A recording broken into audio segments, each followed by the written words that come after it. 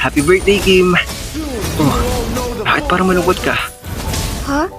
Hindi masaya naman ako. May naalala lang. Siya na naman ba? I'm sorry.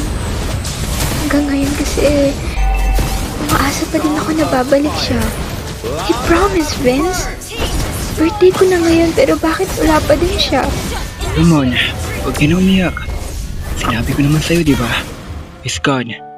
Hindi na siya babalik.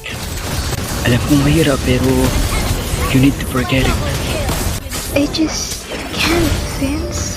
Bruce, huwag mo na nga isipin yan. It's your birthday. Dapat masaya ka lang. Yes, it's my 19th birthday. Ako nga pala si Kim at siya naman si Vince, ang best friend ko. Actually, may boyfriend ako.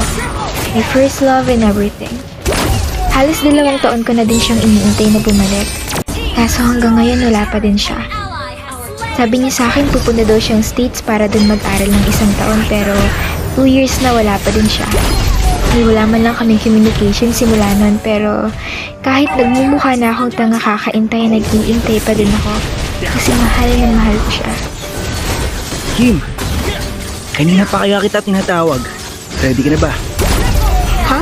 Ready saan? Surprise ko! Tara na! Sumakay kami ng kotse papunta sa lugar na di sa akin pamilyar. Pababa namin ng kotse, agad akong piniringan ni Vince at nararamdaman ko na inaalalayan niya ako paakyat ng hagdan. Ano na naman kayong pakuluto? Ang taas naman masyado ng hagdan na to. Malapit na ba? Opo, malapit na. Just few more steps, okay? And we're here! Ready ka na ba?